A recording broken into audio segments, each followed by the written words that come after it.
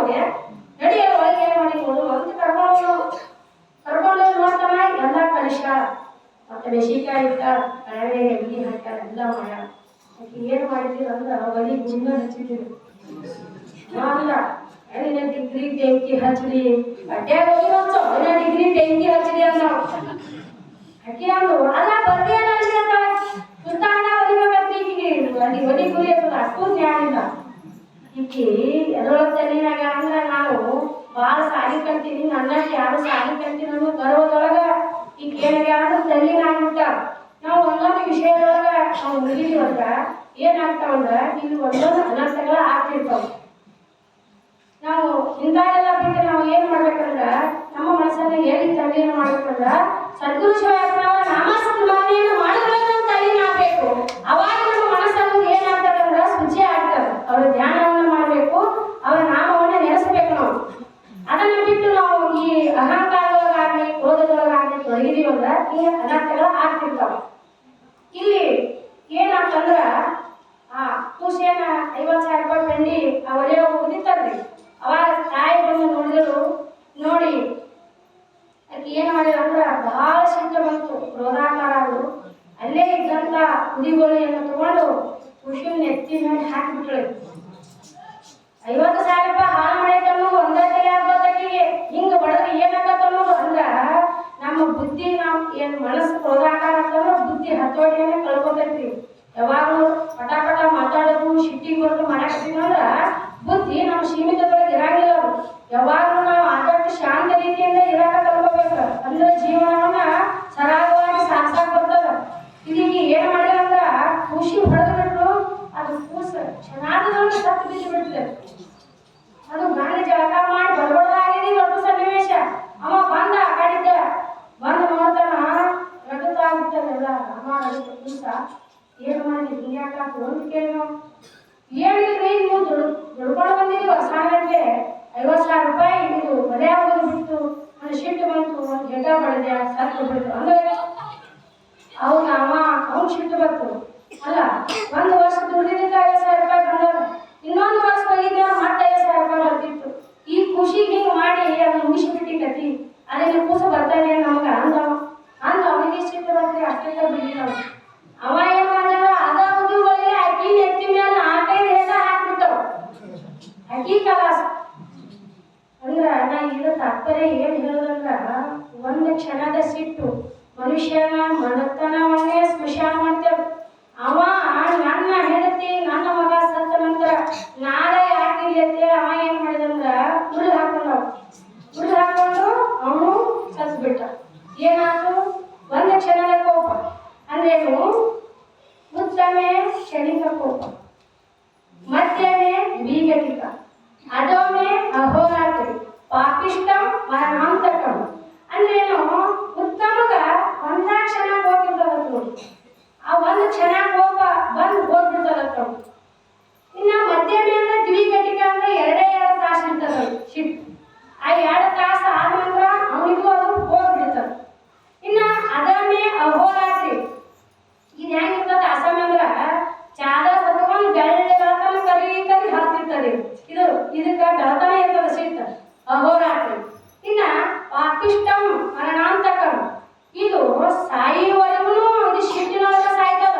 ಕಡೆಗೆ ಸಾಯುವ ಕಾಲದೊಳಗೂ ಮಕ್ಕಳಿಗೆ ಏನ್ ಹೇಳ್ತದ ಅಂದ್ರೆ ಇದು ನೋಡು ಆ ಮಗ ನನ್ನ ಸಾವು ಮಠ ಇಷ್ಟು ರಾತ್ರಿ ಮನೆ ನಾವು ಇಜ್ಜಿ ಮಠನು ನಾ ಸತ್ರು ಆ ಮಗನ ಬಿಡಬ್ಯಾಡ ಅಂತ ಹೇಳಿ ಸಾಯ್ತಾನ. ತಾನು ಸಾವುದಲ್ಲ ಮಕ್ಕಳಿಗೆ ಸಿಟ್ಟು ತೆರೆಯಾಗ ಸಿಟ್ಟು ಕೊಟ್ಟು ಸಾಯ್ತಾನ. ಇವ ಯಾರು? ಪಾಪಿಷ್ಟಿವ್. ಅಂದ್ರ ಏನಾಗ್ತದಂದ್ರ ಇಷ್ಟು ಸಿಟ್ಟಿನೊಳಗೆ ನಾವು ಮನುಷ್ಯ ತಲೆನ ಹಾಕ್ಬಾರ್ದು.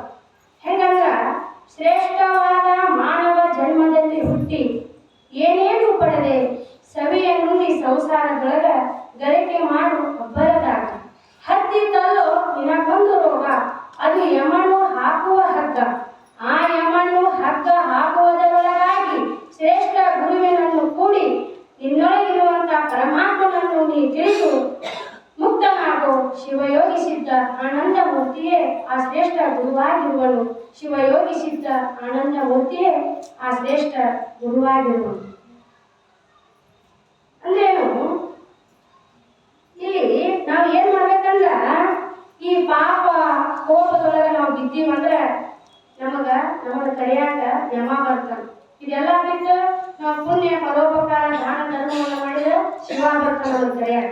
ಹೆಂಗಂದ್ರ ಯಮ ನಮಗ್ ಬರ್ಕೊಳ್ಬಾರ್ದು. ಅವ ಯಮ ಬಂದ ಏನ್ ಮಾಡ್ತಾನಂದ್ರ ಅಣ್ಣ ನಿನ್ನ ಕರೆಯಲಾಗ ಯಮದೂತರು ಬರುತ್ತಾರಂತ. ಅಣ್ಣ ನಿನ್ನ ಕರೆಯಲಾಗ ಯಮದೂತರು ಬರುತ್ತಾರಂತ. ಯಮದೂತರು ಬರುತ್ತಾರಂತ ನಿನ್ನ ಲೆಕ್ಕ ಕೇಳ್ತಾರಂತ.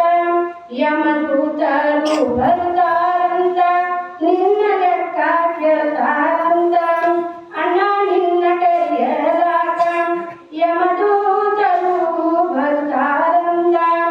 ಬರುವಾಗೇನು ತಂದಿಲ್ಲಂತ ಹೋಗುವಾಗೇನು ಒಯ್ದುಲ್ಲಂತ. ಬರುವಾಗೇನು ತಂದಿಲ್ಲಂತ ಹೋಗುವಾಗೇನು ಒಯ್ದುಲ್ಲಂತ. ಪುಣ್ಯ ಇದ್ರ ಮೋಕ್ಷ ಅಂತ, ಪುಣ್ಯ ಇದ್ರ ಮೋಕ್ಷ ಅಂತ, ಇಲ್ಲದಿದ್ರ ಶಿಕ್ಷಾ ಅಂತ.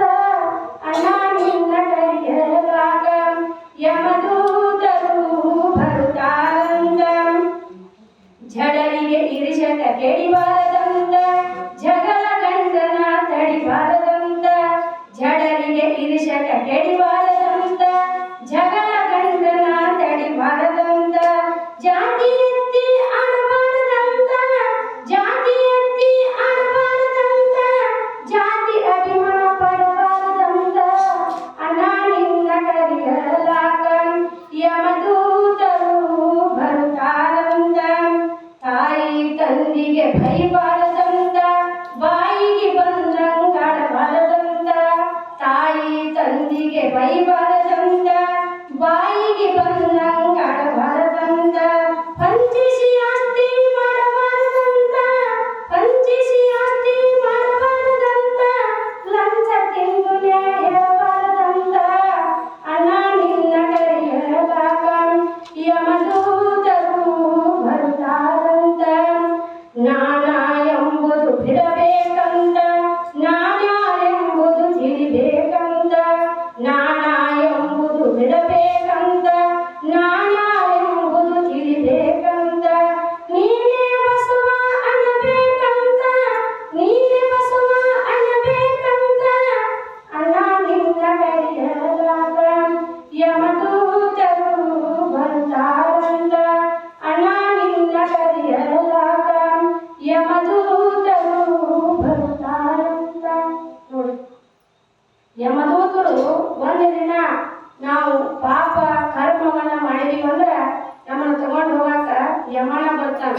ಈ ಯಮ ನಮಗ ಬರಬಾರ್ದಾಗಿತ್ತಂದ್ರ ನಾವು ಇಲ್ಲಿ ಏನ್ ಮಾಡ್ಬೇಕಂದ್ರ ಸದಾಕಾಲ ಸದ್ಗುರು ಶಿವಯಪ್ಪನವರ ನಾಮಸ್ಮರಣೆಯನ್ನು ಮಾಡ್ತಾ ಮಾಡ್ತಾ ಈ ಜೀವನವನ್ನು ನಾವು ಕಳೆದೀವಂದ್ರ ನಮ್ಗೆ ಒಯ್ಯಾಕ ಯಮ ಬರೋದಿಲ್ಲ, ಆ ಶಿವನೇ ಬರ್ತಾನ ಅಂತ ಹೇಳುತ್ತಾ ಸದ್ಗುರು ಶಿವಯ್ಯಪ್ಪಾಜಿ ಅವರು ಅಂತ ಸದ್ಬುದ್ಧಿಯನ್ನ ನಮಗ ನಿಮಗ ಕೊಟ್ಟು ಕಾಪಾಡಿ ಅಂತ ಹೇಳುತ್ತಾ ನನ್ನೆರಡು ವಾತ ಕುಸುಮಗಳನ್ನ ಸದ್ಗುರು ಶಿವಯ್ಯಪ್ಪಾಜಿಯವರ ಬಾಲಕಂದಗಳಿಗೆ ಅರ್ಪಿಸುತ್ತಾ ಮಾತೋಶ್ರೀ ಮಹಾದೇವಿ ಅಮ್ಮನವರಿಗೆ ಅರ್ಪಿಸುತ್ತಾ ನನ್ನ ಪ್ರವಚನಕ್ಕೆ ರಾಮ